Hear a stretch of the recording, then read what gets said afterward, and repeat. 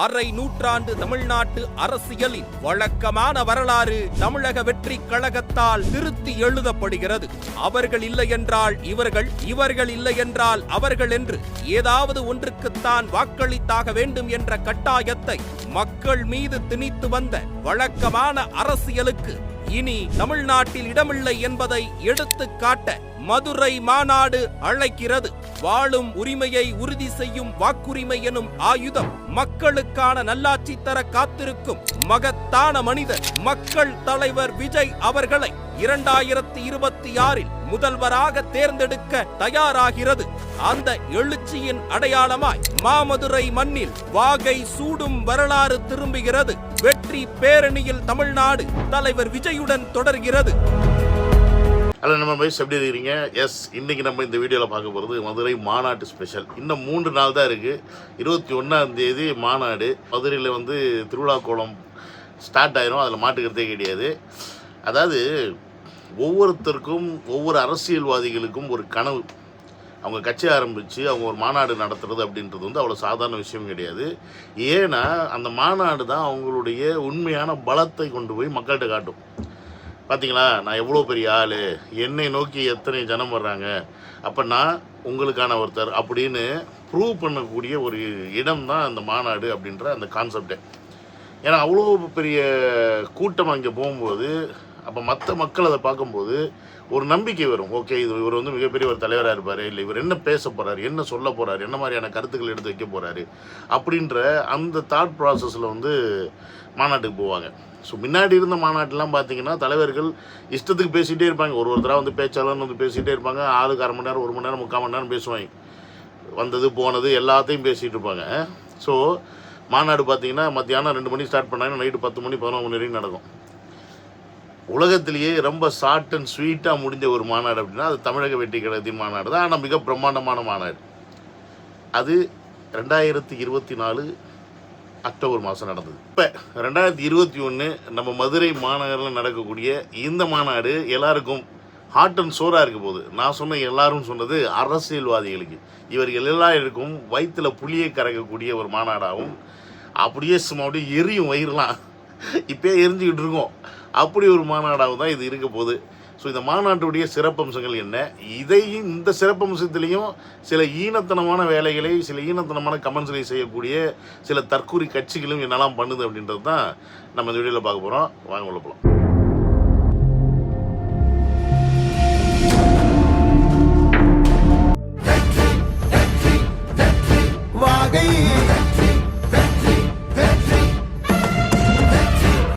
Welcome to Vijay stock and welcome to another video. So என்னென்ன சேனலுக்கு நீங்கள் யாரும் ஃபஸ்ட்டு வரீங்கன்னா சப்ஸ்கிரைப் பண்ணிவிட்டு பெல் பட்டன் ப்ரெஸ் பண்ணி ஷேர் பண்ணுங்கள். அண்ட் அஃப்கோர்ஸ் வாட்ஸ்அப் உடைய குரூப் லிங்க் டிஸ்கிரிப்ஷனில் இருக்குது. நீங்கள் அதை கிளிக் பண்ணி ஜாயின் பண்ணிக்கலாம்.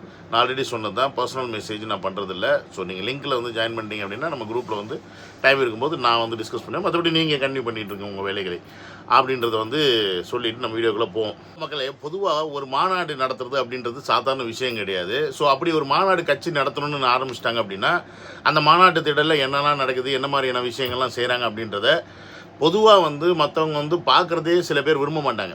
ஏன்னு கேட்டிங்கன்னா அது அவ்வளோ பெரிய வேலை. அதில் சரியாக செய்யணும், சரியாக திட்டமிடணும் அப்படின்ற சிக்கல்கள்லாம் இருக்குது. ஸோ இதெல்லாம் யாரும் நோட் பண்ணி எங்கேயும் சொல்லிடுவாங்களோ, இது சரியாக செய்யலாம், அது சரியாக செய்யணும்னு சொல்லிடுவாங்கன்னு சொல்லிட்டு மாநாடு நடக்கிற இடத்தையே சரியாக திட்டமிட்டு செய்ய மாட்டாங்க. அது மட்டும் இல்லாமல் மாநாட்டுக்கு அவ்வளோ பெரிய பிரம்மாண்டமான வேலைகளும் செய்ய மாட்டாங்க. ஒன்லி அவங்க நிற்கக்கூடிய அந்த மேடைகளை போடுவாங்க, லைட்டு கம்பம் வைப்பாங்க, மக்கள் உட்காந்துட்டு போகிறதுக்கு சேரை போடுவாங்க. இவ்வளோ தான் வேலை செய்வாங்களே ஒழிய மக்களுடைய தேவை, அடிப்படை தேவை என்ன அப்படின்றத தெரிஞ்சுக்கிட்டு மாநாட்டில் எல்லா வசதி வாய்ப்பையும் செய்ய மாட்டாங்க. இது எல்லா கட்சிகளுக்குமே பொருந்தும். அப்படி இருக்கும்போது தமிழக வெற்றி கழகம் முத கட்சி ஆரம்பித்து முத மாநாடு நடத்தணும் அப்படின்னு ஆசைப்பட்டப்ப அதற்கு ஏகப்பட்ட சிக்கல்களை கொடுத்தது இந்த திமுக அரசாங்கம். எந்த அளவுக்கு சிக்கல் அப்படின்னு உங்கள் எல்லாருமே தெரியும். கேட்ட இடம் கிடைக்கல. மதுரை, சேலம், திருச்சி இப்படி எல்லா இடங்களிலும் கேட்டு எங்கேயுமே கிடைக்காம போனதுனால தான் விக்கிரவாண்டியில் பல பேர் சேர்ந்து அவங்க கிராமத்தில் எல்லாரும் அவங்க நிலத்தை கொடுத்தனால அந்த இடத்துல மாநாடு நடத்துனாங்க. அப்படி இருந்தும் கூட அந்த மாநாட்டுக்குடைய இடம் பார்த்திங்கன்னா கிட்டத்தட்ட 200 ஏக்கர் எடுத்து முதல் டைமாக ஃபஸ்ட்டு மாநாடே 6 அடித்தார் தளபதி. ஏன்னா 200 ஏக்கர்லாம் எந்த நாதாரி இது வரைக்கும் எடுத்து நடந்தது கிடையாது. என்னது, எந்த நாதாரி இது வரைக்கும் எந்த அரசியல் கட்சி எடுத்து நடந்தது கிடையாது 200 ஏக்கரில். அப்படி இருக்கும்போது அது 200 ஏக்கர் எடுத்தார். அதை ரொம்ப ஷார்ட் அண்ட் டயத்தில் திறம்பட செஞ்சார்.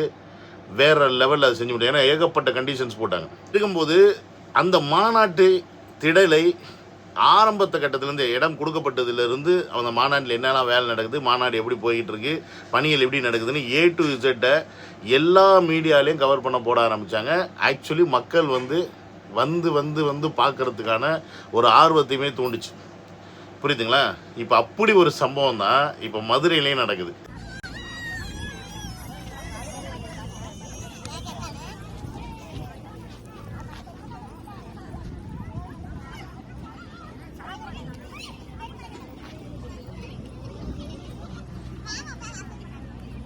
இன்னைக்கு ஞாயிற்றுக்கிழமை அப்படின்னும் போது இந்த மாநாட்டு திட்டலை பார்க்கறதுக்கு மக்கள் கூட்டம் கூட்டமாக இப்பயே வர ஆரம்பிச்சிட்டாங்க. அதாவது ஒரு அரசியல் கட்சி நிகழ்ச்சினாவே போடா அங்கிட்டு போனால் வெறும் குடியார பயல்களாக இருப்பாங்க, தண்ணியை போட்டு வேலையை பார்த்துக்கிட்டு இருப்பாங்க அப்படின்ற எண்ணம் தான் மக்கள் மனசில் இருக்கும். ஆனால் இது ஒரு சுற்றுலாத்தலம் மாதிரி அவங்க மனசில் அவங்க ஃபீல் பண்ணுறாங்க அப்படின்னா அங்கே தான் தளபதியோடைய பவர். இவங்க மாநாட்டுடைய வேலை ஆரம்பத்துலேருந்து பூஜை போட்டதுலேருந்து மாநாட்டுடைய வேலைகளை காட்டிக்கிட்டே இருக்காங்க அப்படின்னும் போது அந்த இடத்துல எந்த தவறுகளும் நடக்கலை அப்படின்றத மக்கள் புரிஞ்சுக்கணும். அந்த இடத்துல குடிச்சிட்டு வேறு பிரச்சனைகள் பண்ணுறதோ மற்ற விஷயங்கள் பண்ணுறதோ கிடையாது. அங்கே உண்மையான வேலை யாருக்காக நடக்குது அப்படின்னு பார்த்தீங்கன்னா மக்களுக்காக நடந்துக்கிட்டு இருக்கு. அதை தான் தமிழக வெற்றி கழகம் ப்ரூவ் பண்ண விரும்புது. அதனால தான் நீங்கள் என்ன வேணால் கவரேஜ் எடுத்துக்கிங்க, எப்படி வேணால் ஃபோட்டோ எடுத்துக்கிங்க, எப்படி வேணால் வீடியோ எடுத்துங்க, வி டோன்ட் கேர், ஏன்னா நாங்கள் கரெக்டாக இருக்கும் அப்படின்றது தான் அவர் திரும்ப திரும்ப முதல் மாநாட்டில் பண்ணதை இப்போ 2ஆம் மாநாட்டையும் பண்ணுறாங்க. ஸோ இந்த மாநாட்டுடைய இடம் எவ்வளோ பெருசுன்னு பார்த்தீங்கன்னா கிட்டத்தட்ட 700 ஏக்கர் எடுத்திருக்காங்க. 700 ஏக்கர் ஏர்போர்ட்டில் 3/4 சைஸ் எடுத்திருக்காங்க. தமிழ்நாடு சென்னை ஏர்போர்ட்டோட 3/4 சைஸை எடுத்து ஒரு மாநாடு நடத்துறதுலாம் சர்வ சாதாரண விஷயமே கிடையாது. ஆக்சுவலி இப்படி ஒரு விஷயம் நடந்ததே கிடையாது உலகத்தில். நான் எடுத்து தருவேன், எவனா ஒருத்தன் ப்ரூவ் பண்ணிட்டான்னா பண்ணிருக்கடா. நான் கேரண்டியாக சொல்கிறேன், 700 ஏக்கர் எடுத்து ஒரு மாநாடு இது வரைக்கும் நடத்தினதே கிடையாது. 50-100 ஏக்கர் எடுத்து மாநாடு நடத்துறதுக்கே திணறுவாங்க ஒவ்வொரு அரசியல் கட்சியும், 75 அரசியல் கட்சிவாதிகளாம். ஆனால் ஒரே டயத்தில் 700 ஏக்கர் எடுத்து அதில் கிட்டத்தட்ட 450 ஏக்கர் வெறும் பார்க்கிங்க்கு மட்டும் கொடுத்து மீதி 250 ஏக்கரை மக்கள் நின்று அந்த இடத்துல கொண்டாடுறதுக்கு மட்டும் கொடுத்துருக்காரு அப்படின்னா அது நம்ம தளபதி மட்டும்தான். அதாவது எந்த அளவுக்கு ஒரு தொலைநோக்கு பார்வை உள்ள ஒரு தலைவராக இருக்கார் அப்படின்னு பார்த்தீங்கன்னா போன மாநாட்டில், அதாவது முதல் மாநாட்டில் ஏகப்பட்ட கண்டிஷன்ஸ் கொடுத்தும் அது எல்லாத்தையுமே செயல்படுத்தியும் கடைசியில் மாநாட்டு அன்னைக்கு சில சிக்கல்களை தமிழக வெற்றிகளும் சந்திச்சிச்சு. ஏன்னு கேட்டிங்கன்னா எதிர்பார்க்காத அளவு கூட்டம். தளபதி அவர்களே எதிர்பார்க்கல. மிஞ்சி போனால் ஒரு 2 லட்சம் பேர் வருவாங்க, இல்லை 1.5 லட்சம் பேர் வருவாங்க அப்படின்னு எதிர்பார்த்த இடத்துல 10லேருந்து 15 லட்சம் பேர் குவிச்சது யாருனாலே ஒன்றும் பண்ண முடியல. அப்போ அங்கே மிகப்பெரிய ஒரு சிக்கலானது என்னன்னு பார்த்தீங்கன்னா குடிநீர், தண்ணிக்கு ஒரு பிரச்சனை வந்துருச்சு. தண்ணிக்கு ஒரு பிரச்சனை வந்துருச்சு அப்படின்றது மிகப்பெரிய வைரலாக பேசப்பட்டது. இது யாருமே அனலைஸ் பண்ண முடியல. ஏன்னா அந்தளவுக்கு கூட்டம் வரும்னு யாரும் எதிர்பார்க்கல. அந்த கூட்டம் வந்தனால இவங்க ஏற்பாடு பண்ணி வச்சதை மீறி போனது, கை மீறி சில விஷயங்கள் நடக்கும்ல, அப்படி நடந்த ஒரு விஷயத்துக்கு இந்த மாநாட்டில் என்ன பண்ணியிருக்காருன்னு பாருங்க. கரண்ட்டு இந்த மாதிரி ப்ளம்பிங் மட்டும் எவ்வளோ செலவாயிருக்கு? ப்ளம்பிங் பார்த்தீங்கன்னா பட்ஜெட்டு கணக்கு போடலாம் கிட்டத்தட்ட அது ஒரு 40-45 லட்சம் மேலே ஆயிருக்கும். இதுக்கு மட்டும்? ஆமாம். ஓகே. உங்கள் பேர் என்ன? ஸ்டாலின். இருக்கு மாநாட்டுக்கு மாதிரி வேலை பார்த்துருப்பீங்க. இதுக்கு முன்னாடி எங்கேயாச்சும் இந்த மாதிரி தண்ணி பைப் லைன் கொடுத்து பண்ணிருக்கீங்களா? ஒரு தனிப்பட்ட முறையில் ஒரு அரசியல் கட்சியில் நாங்கள் பண்ணுறோம். ஸோ நாங்கள் ஈவெண்ட் தெரியுங்களா, கான்ஃபரன்ஸ் மெயின்டெனன்ஸ், அது மாதிரி கவர்மெண்ட் ஃபங்க்ஷனு, பிரைம் மினிஸ்டர் வர்றது எல்லாத்துக்குமே நாங்கள் பண்ணிக்கிறோம். மிகப்பெரிய லெவலில் பைப் லைன் பண்ணி ஒரு பெருசாக ஒரு ப்ராஜெக்ட் மாதிரி பண்ணிக்கிறதுனா இதுதான் ஃபஸ்ட் டைம். எங்கள் எக்ஸ்பீரியன்ஸில் கிட்டத்தட்ட 30 வருஷத்துக்கு எக்ஸ்பீரியன்ஸில் இதுதான் ஃபஸ்ட் டைம். இவ்வளோ இதாக பண்ணது கிடையாது. இப்போ பைப் லைன் போட்டு தண்ணி இன்னைக்கு லைன் கொடுத்துட்டீங்க. எத்தனை நாள் ஆச்சு மொத்தமாக முடிக்கிறதுக்கு உங்களுக்கு? இதை முடிக்கிறதுக்கு கிட்டத்தட்ட ஒரு 20 டேஸ்க்கு மேலே ஆயிடுச்சு. ஆனால் நாங்கள் 30 டேஸ்க்கு மேலே ஒர்க் பண்ணியிருக்கோம். கிட்டத்தட்ட 4 மணி நேர ப்ரோக்ராம், சாயந்தரம் 4 மணிலேருந்து நைட்டு 9 மணி வரைக்கும் தான் இந்த மாநாடு நடக்க போகுது அப்படின்ற மாதிரி கொடுத்துருக்காங்க. இவங்க 10 மணிக்கு தான் ஸ்டார்ட் பண்ண போகிறோன்னு. ஒரு 4 மணி நேர ப்ரோக்ராமு நடக்கிறதுக்கு, 4 மணி நேரம் மாநாடு நடக்கிறதுக்கு வெறும் தண்ணிக்கு மட்டுமே 50 லட்ச ரூபாய்க்கு மேலே செலவு பண்ணியிருக்காரு. எவ்வளோ? 50 லட்சத்துக்கு மேலே வெறும் தண்ணீர் கொடுக்கறதுக்கு மட்டும் செலவு பண்ணியிருக்காருன்னா இதுதான் ஒரு மாற்றத்தின் அறிகுறி. ஒரு தலைவன் தன்னை நம்பி வரக்கூடிய மக்களுக்கு என்ன மாதிரியான ஒரு சேவையை செய்ய முடியும் அப்படின்றத காட்டுற இடம் தான் இது.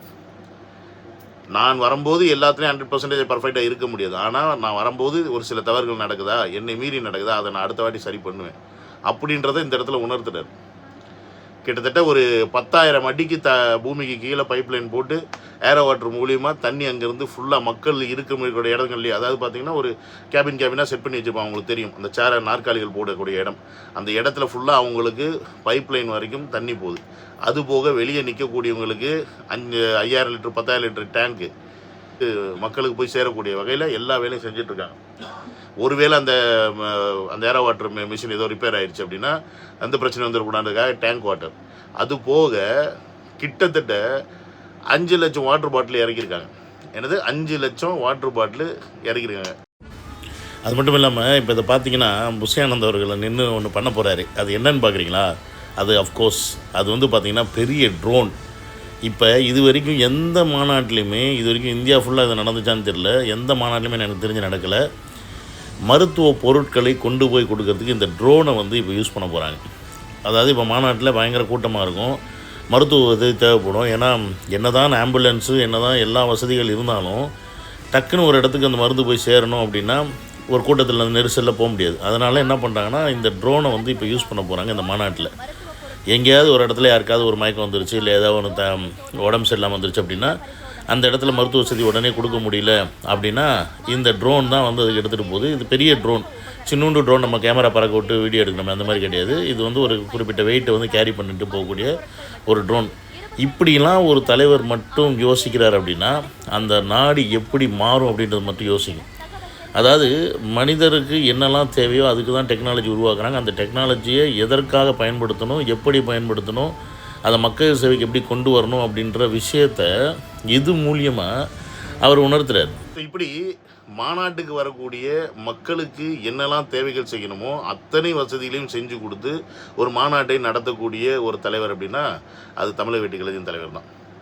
நான் சொன்ன மாதிரி இவ்வளோ பெரிய இடத்துல இந்த மாநாடு நடத்துகிறாங்க. இந்த மாநாடு இவ்வளோ பெரிய இடமா இருந்தாலும் இது ஃபுல்லாக கூட்டம் இருக்கும் அப்படின்றதுலையும் எந்த ஒரு மாற்று கருத்தும் கிடையாது. அங்கே வந்து தமிழக வெற்றி கழகத்தை சார்ந்தவங்க மட்டும்தான் வருவாங்கலாம் கிடையாது. தமிழக வெற்றி கழகத்தை சார்ந்தவங்க மட்டும்தான் வந்து பஸ் வச்சு எல்லாரையும் நம்ம தொகுதியிலேருந்து கூப்பிட்டு வர போகிறாங்க அப்படின்றது கிடையாது. இங்கே பொதுமக்கள் வருவாங்க, அடுத்த கட்சிக்காரர்கள் வருவாங்க, எல்லாருமே இருப்பாங்க. விஜய் வந்து ஒரு நடிகராக பார்க்கறதுக்கு வருவாங்க, அவரை பார்க்கணுன்னு ஆசைப்பட்டு ரொம்ப வருஷமாக காத்திருக்கவங்க வருவாங்க. எப்படி அந்த மாநாடு நடத்துகிறாங்கன்னு வேணுங்கன்னே வந்து பிரச்சனை ஏற்படுத்துதுன்னு சில பேர் வருவாங்க. இப்படி பல பேர் இந்த மாநாட்டுக்கு வருவாங்க. இவங்க எல்லாத்தையும் மனசில் வச்சு தான் நான் எல்லாருக்கும் மாணவன், எனக்கு எல்லோரும் சமம் தான். நீ எங்கே வேணால், நீ எந்த கட்சியில் வேணா இரு, நீ யார் கூட வேணா இரு, அது பிரச்சனை கிடையாது. ஆனால் நீ என் மாநாட்டுக்கு வந்தீங்கன்னா நீ வந்து நிம்மதியாக போகணும். ஒரு திருவிழாவுக்கு நீ வந்துட்டு எப்படி திருவிழா முடிஞ்சு சாமியை பார்த்துட்டு சந்தோஷமாக போவியோ அதே சந்தோஷத்தோடு இந்த மாநாட்டை பார்த்துட்டு போகணுன்ற ஒரே எண்ணம் மட்டும்தான் இங்கே தளபதியோட மைண்டில் போயிட்டுருக்கு. நீங்கள் சும்மா எடுத்துக்க, நான் சும்மா சொன்னேன். அதாவது நீங்கள் யோசிச்சு பாருங்கள், வெறும் தண்ணிக்கு மட்டுமே ஒரு 50 லட்ச ரூபா ஒருத்தர் செலவு பண்ணுறாரு அப்படின்னா அப்போ அவருடைய எண்ணம் என்னவாக இருக்கும்? நம்ம இது வரைக்கும் இப்படிப்பட்ட ஒரு அரசியல் தலைவரை தமிழகம் இது வரைக்கும் கண்டதில்லை. அதுதான் நம்ம ஃபஸ்ட்டு கிளிப்பிலே பார்த்துருப்போம். இவன் இல்லைனா அவன் இல்லைனா இவன் அப்படின்ட்டு மாற்றி நமக்கு ஆப்ஷன் இல்லாமல் போயிட்டு இருந்த நேரத்தில் இப்போ மிகப்பெரிய ஒரு ஆப்ஷனுடைய நல்ல எண்ணத்தோடைய மக்களை வந்து மதிக்கக்கூடிய, மக்களுக்கு வந்து சேவையை செய்யக்கூடிய ஒரு நபர் வர்றார் அப்படின்னா அது தமிழகத்தின் தளபதி விஜய் அவர்கள் தான். ஸோ இதை நம்ம வந்து புரிஞ்சுக்கணும். பட் இந்த மாநாட்டில் என்ன மாதிரியான சிக்கல்கள்லாம் ஏற்படுத்தணும், என்ன மாதிரியான விஷயங்கள்லாம் செய்யணும், இந்த மாநாட்டில் வரக்கூடிய கூட்டத்தை எப்படியாவது குறைச்சிடணும் அப்படின்னு ஏகப்பட்ட வேலைகளை எதிர்க்கட்சிகள் உட்காந்து செஞ்சுக்கிட்டு இருக்கு. அது எல்லாத்துலேயும் நம்ம நாளைக்கு பார்ப்போம். ஏன்னா அதுவே அவ்வளோ பெருசு இருக்குது, புரியுதுங்களா? ஒரே வீடியோவில் எல்லாத்தையும் பார்க்க முடியாது. ஸோ இன்றைக்கி இந்த மாநாட்டுடைய இதில் இருக்க ஸ்பெஷல் ஃபீச்சர்ஸ் என்ன அப்படின்னு நீங்கள் பார்த்துருப்பீங்க. மதுரை சுற்று வட்டாரத்தில் இருக்கீங்க அப்படின்னா போய் பார்த்து ஜாலியாக கொண்டாடுங்க. மாநாட்டு வேலை எப்படி நடக்குது என்னன்றதை பாருங்கள். அவ்வளோ பெரிய இடத்த நீங்கள் முதல்ல அவ்வளோ பெரிய ஏக்கரை வந்து காலியாக பார்க்குறதே பெரிய விஷயம். ஸோ அதெல்லாம் பார்த்து ஜாலியாக என்ஜாய் பண்ணுங்கள் அப்படின்றத சொல்லி இந்த வீடியோ முடிச்சுக்கிறேன். நடந்த வீடியோவில் டேக் கேர், பை.